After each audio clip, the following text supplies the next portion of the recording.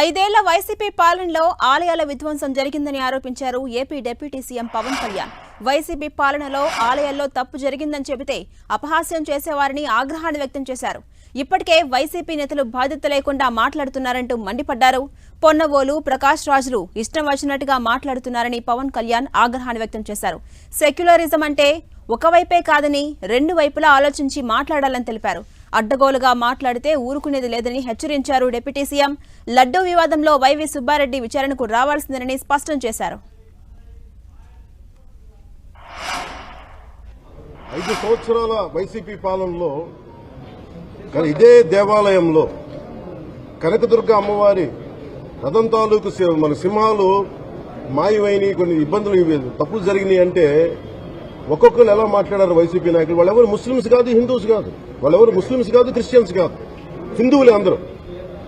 పొద్దున్నేస్తే తాళ్లు కట్టుకునే వాళ్ళు, బొట్లు పెట్టుకునే వాళ్లే. కానీ ఒక తప్పు జరిగింది, ఒక అపవిత్రం జరిగింది అంటే పదవులు అనుభవిస్తూ ఉన్నవాళ్లు, పొద్దున లేస్తే గుళ్ళకి వెళ్లేవాళ్లు, వీళ్లు అపహాస్యం చేస్తా ఉన్నారు. బోర్డుని మీరు స్థాపించారు, మేము స్థాపించలా. తప్పులు జరిగినాయి. తప్పులు జరిగితే వైఎస్ జగన్ గారు ఏం చెప్పాలి? ఒకవేళ నాకు తెలియకుండా మేము ఆయన బ్లేమ్ చేయట్లా, కానీ మీ ఆధ్వర్యంలో జరిగింది. మీరు కాన్స్టిట్యూట్ చేసిన బోర్డు వల్ల జరిగిన తప్పిదాలు ఇవి. మేము కనుగొన్నాం. ల్యాబ్ టెస్టులు ఇవన్నీ మేము ఆటలాడతామా? ఇవన్నీ వీటితోటి సెంటిమెంట్స్ తోటి మాకు బాధ్యత లేదా? ఈయన పొన్నవోలు సుధాకర్ రెడ్డి గారు మాట్లాడేది, పంది కొవ్వు చాలా ఖరీదైంది, ఆ కొవ్వు లడ్డు నెయ్యితో ఎలా కలుపుతారు? నెయ్యి 300 రూపాయలుంటే పంది కొవ్వు 1200 రూపాయలు. బంగారంతో రాగి కలుపుతారా? ఇత్తడిలో పుత్తడి కలపరు. చెంబు తయారులు ఎవరైనా బంగారం కలుపుతారా? మదవెక్కిన మాటలు పొన్నవోలు సుధాకర్ రెడ్డి గారు. మదవెక్కి వస్తే ఇట్లాంటి మాటలే వస్తాయి. సనాతన ధర్మానికి నోటికొచ్చినట్టు మాట్లాడితే మిమ్మల్ని అందరినీ రోడ్ల మీదకి లాగుతాం, గుర్తుపెట్టుకోండి. తప్పు జరిగింది, ప్రాయశ్చితం చేసుకోండి, లేదంటే మౌనంగా మాట్లాడకుండా ఉండండి. ప్రకాష్ రాజ్ కూడా చెప్తా ఉన్నాను, నాకు మీరంటే గౌరవం, కానీ when it comes to secularism, Prakash Raj గారు, it is a 2 way, not 1 way. హిందువుల మీద దాడి జరిగినప్పుడల్లా వచ్చి మాట్లాడటం తప్ప, నేను పాటించే ధర్మానికి అపవిత్రం జరిగినప్పుడు నేను మాట్లాడకూడదు, మౌనంగా ఉండాలి.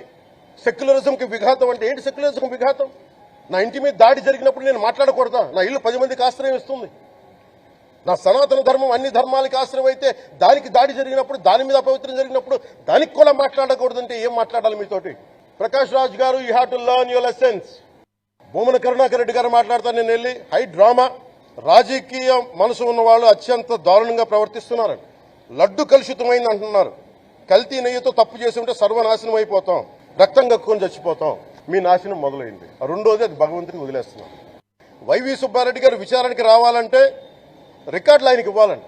మీరు ప్రభుత్వంలో రికార్డులు మాకు ఇచ్చారా? మాకు ఏం మాట్లాడుతున్నారు మీరు? మీరు కూడా విచారణకు సిద్ధంగా అండి. అసలు ఈవో ధర్మారెడ్డి గారు, ఆ మనిషి గాయబ్, ఈ రోజు దాకా లేడాయన, ఈ రోజు దాకా మళ్ళీ కనిపించలా. ధర్మారెడ్డి గారు, నేను మిమ్మల్ని చూశాను ఆ రోజున. నేను దర్శనానికి వచ్చినప్పుడు మీరందరూ ఎలా ప్రవర్తించారో నాకు తెలుసు, నేను చూశా.